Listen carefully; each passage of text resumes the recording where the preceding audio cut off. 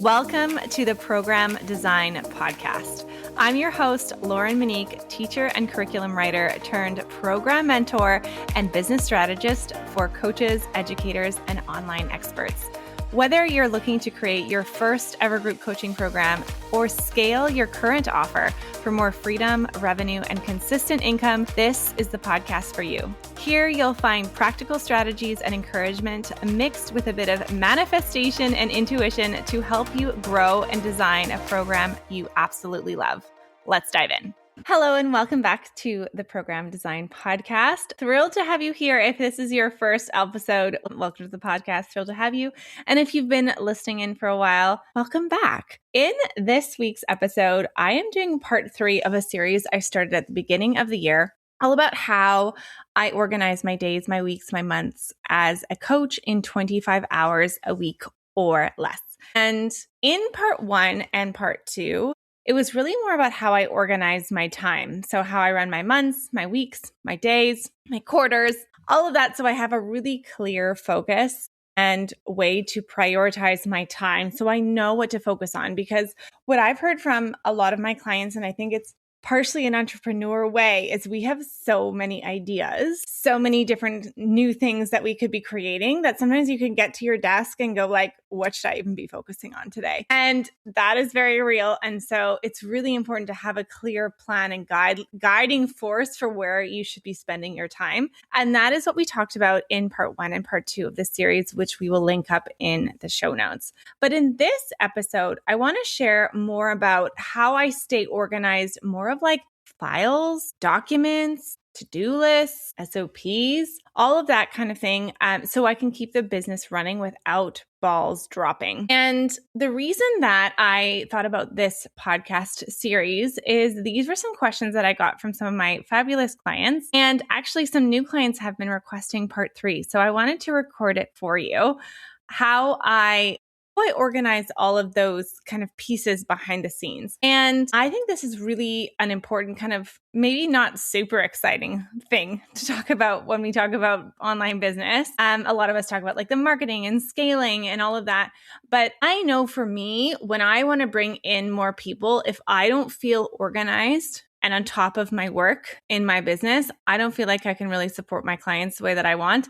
And I will hold myself back because I prioritize my client experience above everything. And I'm guessing if you're listening to this, you do as well. And you really want to feel organized and ready. And I think it's just so helpful to hear how other people organize their businesses. You do not need to organize it exactly the way that I do, of course, but I think it's just really helpful to hear about how other people are doing it, how they kind of see things, even like what they're keeping for their own selves, what they share with their team, how their team keeps on top of things. If you have a team, even if you're a solopreneur, getting all of that set up behind the scenes so you feel organized in your business, right? So that's what we're going to be talking about in this week's episode.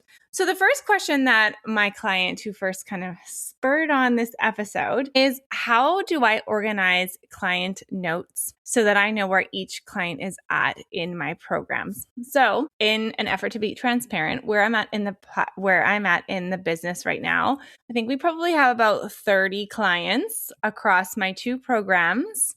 And I have some one-on-ones. I'm starting to phase out one-on-ones and focusing just on group programs. People can upgrade to VIP in my signature program design group. But other than that, I'm phasing out one-on-ones, but I still do have some one-on-one clients. I probably have about 30 at the moment. And we are in a growth season where I'm amping up our sales system to bring in more people at a bigger rate over the next little while. So I will be having, at the time of recording, we've got 30 around there, but it'll be growing and I want to make sure that I'm ready for that as well. So I'm going to share a little bit about how I do it now and how I might think about it later. So as of right now, I'm the main person who keeps track of where all of my clients are at, what they're working on, my client notes.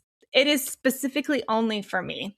This might change if I bring in a co-coach and how we might communicate between the 2 of us, because I want to make sure, like I've been in programs that sometimes like there's co-coaches, but you have to introduce yourself as a client and you don't like, they don't know your business or anything. I want to make sure that there's a lot of communication with my team so people feel really supported. Doesn't matter who they talk to. But for right now, I am the main coach in my programs. Sometimes I bring in guest coaches. We have a guest coach coming in this week who's going to be talking all about Instagram growth. So I do have guest coaches that come on, but generally speaking, it's me. So how I organize my client notes. And I will say when I first started, I was more of a pen and paper kind of person. So I had like this kind of binder note taker that I had for each client and I would add, and it got to a point where it got a little overwhelming and it felt a little bit difficult to keep it on pen and paper. So personally, I have two systems for it. So the first is Monday. So I keep track of when I have a meeting with a client, kind of an overview of what we talked about. The main reason I do that is because I like to be able to refer and see what I talked about with them last time so I can keep that fresh in my mind when I talk to them the next time. So this is for my one-on-one clients or anyone who works with me one-on-one. So every new client that comes on, they have, if you're listening, there's a client board and your name is on it. But I keep my client notes in Monday for anyone who has any kind of one-on-one calls with me. They're in Monday, so I can keep track of it there. Personally, I don't use AI for any of that stuff. Maybe one day I'll change that. I don't honestly like having note takers because I'm never going to review them. I don't use note takers. I don't use AI. I prefer to actually just like write it down as people are talking because it helps me anchor in the information as I'm listening to that person. And I prefer to read my own notes. So personally, I don't use AI. I take some notes on Monday. And then sometimes when we're strategizing together, we have Google Docs. So what I've done for every client of mine, especially in signature program design, but even in pilot program, is they have an ongoing document. So we have a Google Doc. It's pretty simple, but we have tabs. So in the tabs, any monthly content reviews that they do with me, I put in those tabs so they can easily find it. Like monthly content reviews, any day that we meet and we chat about something, I put it in a tab so they can review it. So anything that I'm actually writing down and we're sharing together and we're kind of creating and strategizing a project, if I'm writing something down in a client call that I want them to have access to, it is in their own Google Doc. So they can always just go back to the same one.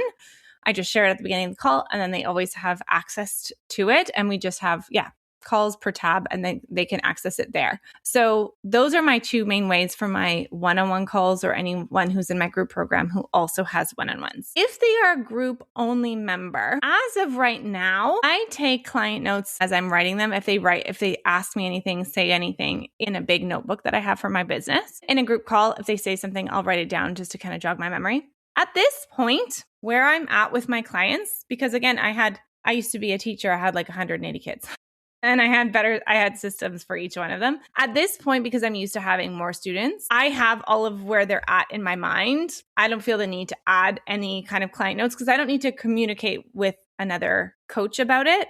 The only thing I will say is my client success coordinator, she knows when people start, when people stop, that kind of stuff I communicate with her in our meetings and through Monday. But any kind of personal client notes, because I'm really aware of, I guess, confidentiality too. I keep it to myself and it's just in a notebook in my house or it's in my mind. If I started to feel as I was growing that my memory, like it was too much on my memory just to remember all of the notes that I had, I would create a new system for it. But as of now, I'm always about like, what would happen if I didn't do this? I don't feel the need to add another system. I can remember it all. I know where all of my clients are at and where they're at in their pacing, where I would like them to go next. And also I like to keep an idea of like, what's my role? And I also want them to be responsible for their growth as well. So I do remember where they're at, but also I want them to be moving forward and keeping them responsible for that. So having that clear delineation in my mind. So I have client notes for one-on-one calls. I have one document anytime, even if they don't have like one-on-ones with me, but they have reviews, they always go in their Google Doc. And then from there, I just keep it in my mind and I have some extra notes in my notebook that I might refer to from previous calls. And people also fill out a survey when they first join my program that I can refer back to so I know what their goal was at the beginning and see if we're kind of on track to move that. So that's how I organize my client notes. So I keep an idea of where each client is at in my programs. As of now, I don't foresee that changing. As I grow, I might need to add in a system. For now, that's where we're at with client notes. The next question that my client had was about how I organize to-do lists, project plans, long-term plans, all of that stuff. Like, where are they actually housed? So it depends on where I feel like I need to bring in my team and when I'm doing it myself. So at the time of recording, I have 2 people who are on my team. I have technically she's my VA. She does a number of different things for me. Her main role is especially around client success, emails, supporting people, onboarding, offboarding, like anything that they need. That's her role. Potential clients, she's really client facing. And then I have another person who also does my podcast, who will hear this. Hi, Rebecca. She has been working with me she's been doing my podcast for a long time. She's done all sorts of project management for me. And she's moving into more of like a project management, more OBM style role, where she's going to be overseeing a lot of our automations, our project plans, and a lot of our launches, like our webinars, the whole sales process of it. That's what she does. And so I always think about, what do I need to communicate with my team and what do I need to keep for myself?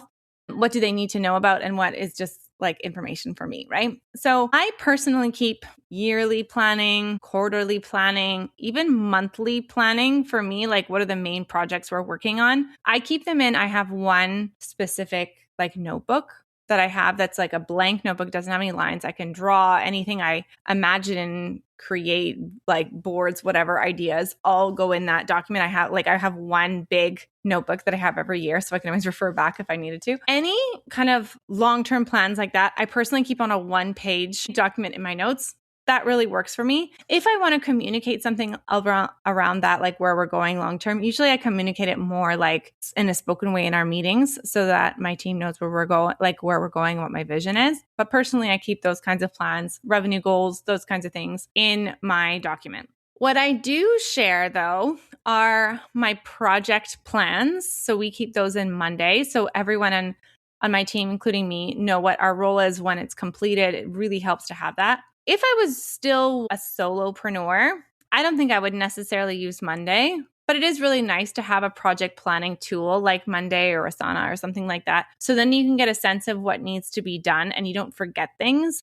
And I always think start as you mean to go on. So even if you're a solopreneur right now, ClickUp is another one. I think it's still really helpful to have a project management tool, because then if you bring on a VA one day or you bring on other members in your team, you've already got that in place. And so it can be easier to bring them in and like, this is how the business runs, and have that as part of your culture rather than keeping all of that stuff in your mind. So my project plans, client notes, SOPs, everything that's important in our business is all housed in my project management tool, which is monday.com. Then to-do lists. That's another question that I got. Personally, I don't really necessarily have to-do lists as much because I don't find them as effective as saying, like, what am I going to do each day? So I technically have a to-do list for a day. Like on my list today is record 2 podcasts, but I don't have like a running to-do list. So even when I was mentoring teachers on this, usually people run from a to-do list and have I finished the to-do list? But that can just feel really overwhelming and you never feel like you're done. So I prefer to say, okay, from this task that I have to do this week, what am I doing on Monday, Tuesday, Wednesday, Thursday, Friday?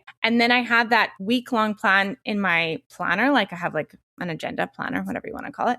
And then I have like a daily plan of the things that I'm going to accomplish and when during the day. That is all written out. And I will take the things personally that I have to do on Monday and I'll put them on my plan for the day because that just works for me. I like to work pen and paper, but you might like to have it like on a digital format. But I'm making sure that I know exactly like what are the 3 to 4 projects that I have to do today, and I have it in my planner so I know what I'm going to be doing for that day. So that's how I don't really think about my to-do list. I think about like what are the 3 to 4 main projects that I'm doing today. And I have days, if you listen to earlier on the podcast, like not right now, my main client call days are Tuesdays and Thursdays. So I put more projects on my days of like Monday, Wednesday, and Friday. And that's where I keep my to-do list. The other thing that I will say, especially as my team is growing and especially as Rebecca's taking on more in the business, I want to make sure that I'm really sharing my vision, where we're going, not just tasks, but like this is what we're creating. And she's actually going to start managing more. She manages our podcast board, but more of the projects in the business. So I can take that like mental load off my mind and she'll run those and I can be more responsible for like the sales, the strategy. And I really want to focus in on more delivery and improving my delivery in the next little bit because she's going to be able to take that off my plate. So that's how I kind of keep my to-do list, my project plans and long-term. Part of it is literally just pen and paper. And then the other things are in Monday. The other element that I have are SOPs, so standard operating procedures, and how we use them. So before I had a team and it was just me, I didn't have SOPs, like obviously. I didn't really need them. It was all in my mind. But I did hire a VA quite early on in my business because even when I was working part-time, I had a VA because my time was very limited. And so I've almost always had a VA. Even if they were a high school student, I've almost always had a VA. Now my VAs are adults and very capable adults.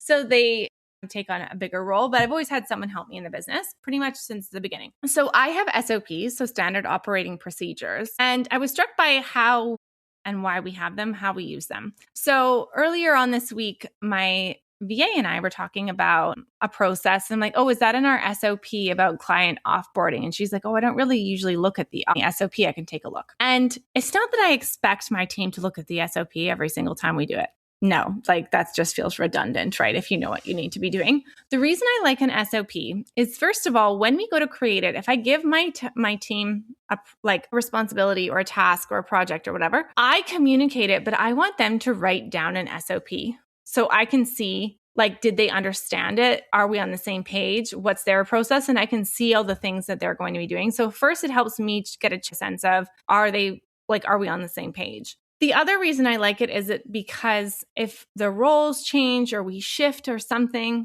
we have it down, like this is the process that we always follow. And if something is getting missed, I can look at the SOP and be like, oh, we've never actually added this to the SOP. Let's add this so we know like everyone's on the same page. And I was thinking today we had a team meeting with both of my team members as we're scaling up and we're going to do more frequent webinars. And I was looking at our Monday board. I'm like, have I forgotten any tasks? I don't remember. And Rebecca from my team said like, oh, I'll look at the SOP and see if there's anything missing. And then I'll add it to the Monday board. And I was like, yes, this is why I love having an SOP. Because now I'm starting to offboard all like the mental load of running the whole webinar to her. The dates, the details, like I just want to show up. So she's running all of that. And she was like, oh, I'll make sure that I have everything we need. And we haven't forgotten any like tasks or checklists. And I'll create that based on the SOP. And that's already, so it's so easy to communicate. And it doesn't, then you're not depending on your memory or whatever comes across your brain at the time. It's already written down. It's clear. It also saves us time in our meetings, right? Because instead of me going like, is this everything that we do? Do we remember anything else? Like we did a bit of that, but she was like, oh, look at the SOP. Then we're like, oh, great. We're done. We've communicated all we need to. So it really helps with communication. And our SOPs are still housed. They're in Google Docs, but we have them all linked in boards in Monday again. So that's how I start really think about like all the documents and communication behind the scenes in the business as we are now. I shared a little bit about how we're growing. So that was a lot of like when I had me and a VA, that's how we were working. The big shift now as I go to do more frequent webinars because I'm scaling up and bringing more people into my programs is I want to make sure that I'm focusing on a really quality delivery. How can I improve things? I'm adding in milestones, clear steps, like different things that I can improve in the curriculum, design, all of that kind of thing. So I want to spend more of my time there. So I want to make sure that everything is really clear and set up in our project management because that allows me to be less involved because I know it's all running. So when you have those project plans, SOPs, like all of that stuff set up in your project management tool, it allows you to step away because I think one of the things that I'm nervous about with doing more frequent webinars and doing more frequent conversion events, because I want to do a mixture of like webinars and paid conversion events, different things like that, is I'm afraid, which this has happened, is what if we have the wrong link? What if the date's wrong? What if people get confused? What if they get the wrong email? All that kind of stuff, right? And so I want to be able to see like, did that thing get done? And so I can just rest easy. Like whenever we're creating a project and I can see in a project board, like, oh, I'm doing this, they've done that, we're ready to go on this. Like it's so much easier to be able to let go of the control, honestly, of running everything. And now I can focus in on other things in the business because other people are doing it. And that's how I'm planning. I'm preparing to grow in Q2, is handing off things that I used to do so I can focus on growth, client delivery, on strategy, all that kind of stuff. But I can still keep an eye on everything because like all of the systems and structure is there. So to recap, let's chat a little bit about it. And before I do, I'd love for you to think about like, of those things, are you doing them? What's working for you? Are there things that you want to shift or maybe add into your process so that you do feel more on top of things, organized? And the thing that I always coached on is if ever you are feeling disorganized or like chaos in your business, we've all felt that way, is to think about like, what is the most stressful part of my day? What's the most stressful part of my day? Where do I feel like I'm kind of scrambling? And how could I create a process or a system for that thing so it feels calmer and more relaxed, or it feels calmer, smoother. That's the expression I'm looking for. So then you can move on to other things. And that really allows you to keep to that 25 hours a week, right? So let's recap what we chatted about. I chatted about how I organize my client notes. It's a little bit of a mix, honestly, of keeping some pieces in my head, having those forms when people sign in, when they join my programs, my onboarding process, and then having a client specific board for every client in my programs. So we know these are like the client notes. This is when they started. This is when they're ending. Here's your email. Like all of that stuff is in Monday. So then anything I need to share with my VA, Laura, she can easily access it and does all of that customer service, emails, client success coordinating because it's all on Monday. Then how I keep my to-do lists, my project plans, my longer term plans. It's a mix, again, of pen and paper and on Monday. So my big picture vision, revenue goals, all of that kind of thing is in my notebook. I do have my day-to-day, like my own personal to-do list in my planner. The other thing that I didn't mention is, as of right now, all my data, when I review like my books, my numbers, promotion reviews, all of that kind of stuff, that's personally on my computer in spreadsheets at the moment, but I may be sharing that later with Rebecca so she can do some more data for me and start to look at trends and things like that. So that might shift, but as of right now, it's all on my computer. And then the last piece is we were talking about SOPs. So having those housed as well, and having an SOP is basically like a step-by-step of how you do a repeated project in your business. And how I'm growing all of that is like, I want to make sure all of that structure is clear, all that structure is set. We have all our rhythms, our routines of how we do things in the business so that I can like hand it over and do other things and let go of that control because I know it's being handled and it's easily communicated. And I think the way that I got here is honestly, partially it's from hearing how other people organize their businesses, but also being like, this thing broke. This isn't working anymore. What's our system that we're going to use to keep on top of it? I know that I am more of like an organized thinker, and not everybody is, but I found even with my clients who are maybe a little bit more of like on the creative side, thinking about what works for you and your brain and keeping it structured in this way so that in a way that works for you so that you can communicate it with your team and you can spend more time on the things that really matter and less on like trying to remember all the details. So I hope that this was helpful, part 3 of how I organize my time in the business and how I coach in 25 hours a week. Definitely check out part 1, how I prioritize my months and my quarters in part 1. And then in part 2, you can check out how I organize the weeks and days so you can get a sense of how I organize my time. I would love to hear if this episode was helpful for you. I've gotten some really great feedback from some DMs. You can always send me a DM on Instagram or leave me a review. I would love to hear from you. And I'll see you on next week's episode of the Program Design Podcast.